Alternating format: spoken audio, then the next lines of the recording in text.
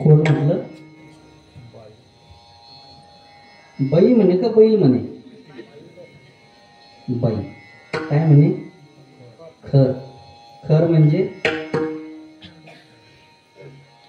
म्हणजे गाढव. कोणाला म्हणते गाढव? मालकाला. काय म्हणते? मरता तरी बरे. कोण म्हणतं?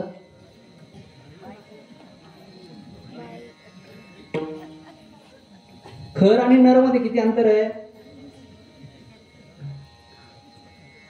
फक्त नखाचं अंतर आहे. नर खरचा नर केव्हा होऊन दिला सांगतात ना? ज्याच्यावरती भरोसा ठेवला ना ते आपले नव्हतेच. म्हणून आपलं कोण आहे? पहिल्यांदा जगद्गुरु तुकाराम महाराजांनी शोधलं. जगद्गुरु तुकाराम महाराजांना समाजाने त्रास दिला त्याचं वाईट वाटलं नाही. कोपला पाटील गावीचे हे लोक आता माझं कोण भीक घाली त्याची चिंता तुकाराम महाराजांना वाटलेली. संसारातले लोक मला काय म्हणतात त्याची चिंता तुकोबारांनी कधीच केली नाही. पण तुकोबारांना वाईट एका गोष्टीचं वाटलं, माझं हसतील संत जे हे मूर्तिमंत. मला प्रत्यक्ष संतांनी हसू नये हे जगद्गुरु तुकोबारांना वाईट वाटलं. आणि याच्या पुढे ज्ञानोबा बोलतात, तुम्ही जन्माला येतात हेच मुळात तुमचं जीवन लाजीरवाणे. ज्या शरीरावरती तुम्ही विश्वास ठेवतात ते शरीर कशाचं म्हणलेलं आहे? घाण्याचं शरीर आहे. मलमूत्राचा हा बांधा आहे आणि एवढा बांधलेला हा असलेला फक्त तुम्ही त्याला आरशाच्या समोर रोज बघून बोलतात. वास्तविक पाहता तो घाणीने बनलेला आहे, विष्ठेने बनलेला आहे.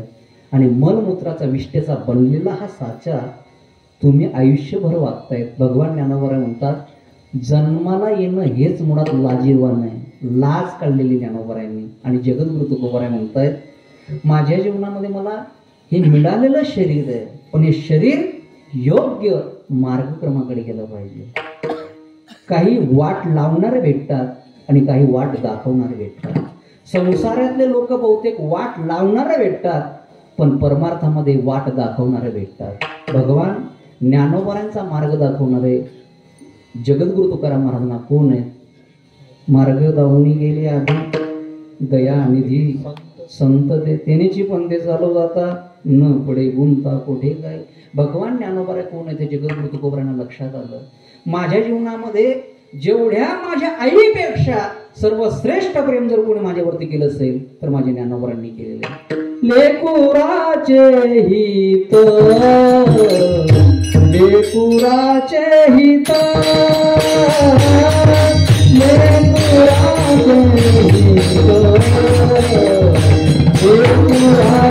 हित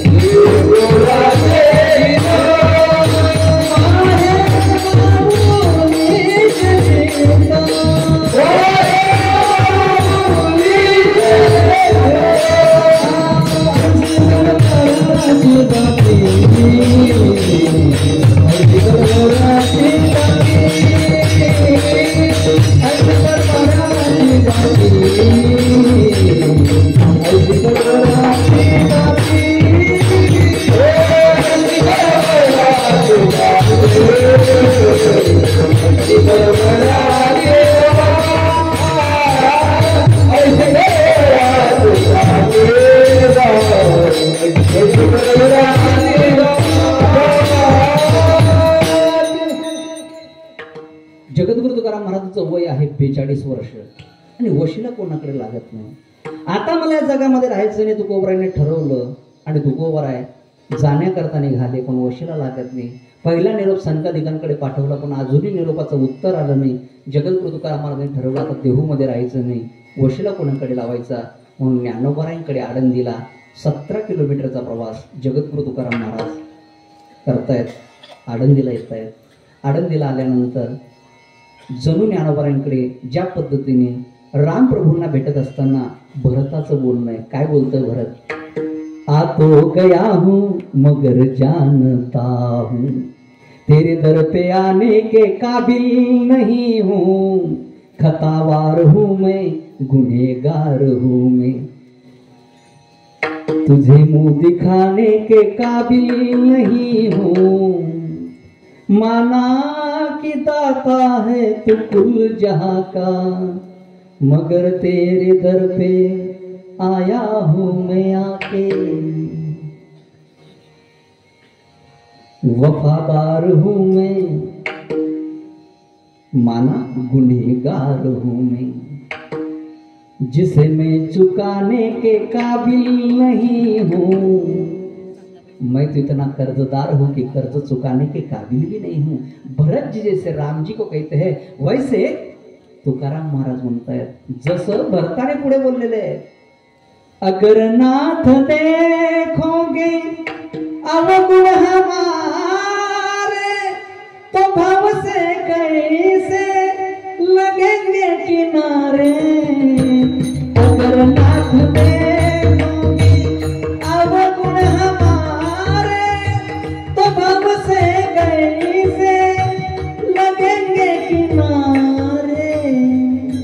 महाराज आमच्या जीवनात अवगुण तुम्ही पाहू नका का, पतवार देखा है अहिल्यागनी का, अजामेळ को तुमने पल भर में तारे, अरे माझ्यापेक्षा ते अजामेळ चांगलं आहे, माझ्यापेक्षा ती अहिल्या चांगली आहे, माझ्यापेक्षा ती गणिका चांगली आहे की त्या गणिकेला एका वेश्येला तू पलभर मध्ये भवसागरातून तारून नेलं, मी तर त्याच्यापेक्षाही पापी आहे की मी तुला तोंड दाखवण्याचं लायकी नाही, माझ्यामुळे 14 वर्षाचा वनवास जर तुला मिळाला असेल तर माझे अवगुण तुम्ही आता पाहू नका, असं जसं भरतचं बोलणं आहे तसं जगद्गुरु तुकाराम महाराजांचं बोलणं आहे। तुकाराम महाराज ज्ञानोबारांकडे जात आहेत, वशीला लावतायत, पण गेल्या गेल्या समाधीवरती डोकं ठेवण्याच्या आधी पहिल्यांदा एकच मागणं करा, काय, मला अभिमान येऊ देऊ नका, नवल अहंकाराची गोठी विशेषण लगे अज्ञानापाठी, सज्ञानाच्या झोंबेकंठी नाना संकटी नाचवी,